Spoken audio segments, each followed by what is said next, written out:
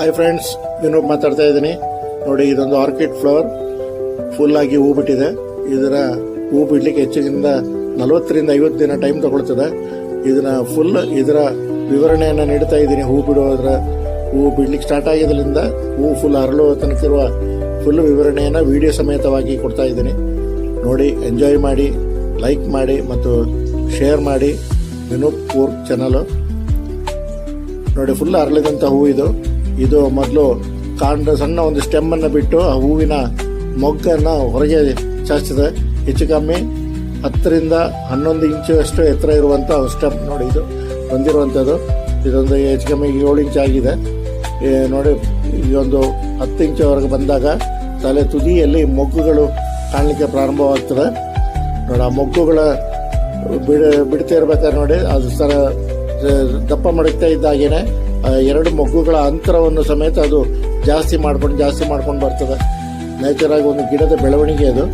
ನೋಡಿ, ಆ ಸ್ಟೆಮ್ನ ಉದ್ದ ಫುಲ್ ಪೂರ್ಣವಾದ ಮೇಲೆ ಮತ್ತು ಮೊಗ್ಗು ಹರಲಿಕ್ಕಿರೋ ತಯಾರಿಯನ್ನು ತಗೊಳ್ತದೆ. ನೋಡಿ, ಮೊಗ್ಗುಗಳ ಗಾತ್ರಗಳು ದಪ್ಪ ಆಗ್ತಾ ಇದೆ.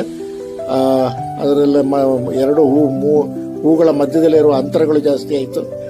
ನೋಡಿ, ಆ ಮೊಗ್ಗುಗಳ ಗಾತ್ರದಲ್ಲಿಯೂ ವ್ಯತ್ಯಾಸಗಳು ದೊಡ್ಡದಾಗ್ತಾ ಬರ್ತಾ ಇದೆ. ಒಂದೊಂದು ಮೊಗ್ಗು ಅರಳಿಗೆ ಹೆಚ್ಚು ಕಮ್ಮಿ ಅಂತ ಹೇಳಿದ್ರೆ 3 ದಿನಗಳ ಟೈಮ್ ತಗೊಳ್ತದೆ. ಪೂರ್ಣ ಪ್ರಮಾಣದಲ್ಲಿ ಬೆಳೆದು ಆಮೇಲೆ ಹೂ ಅರಳಿಕ್ಕೆ ಪ್ರಾರಂಭವಾಗುವಂಥದ್ದು. ನೋಡಿ, ಇದು ಮೊದಲನೇ ಹೂ ಸಣ್ಣದಾಗಿ ಸಂಜೆ ಹೊತ್ತಿಗೆ ಅದನ್ನ ಪೆಟಲ್ಗಳನ್ನು ಬಿಡ್ಲಿಕ್ಕೆ ಸ್ಟಾರ್ಟ್ ಆಗಿದೆ. ನೋಡಿ, ಮೊದಲನೆಯ ದಿನ ಹೂ ಅರಳಿ ಪೂರ್ಣ ಪ್ರಮಾಣ, 2ನೇ ದಿನ ಬೆಳಿಗ್ಗೆ ಪೂರ್ಣ ಪ್ರಮಾಣದಲ್ಲಿ ಆ ಹೂ ಅರಳಿದೆ.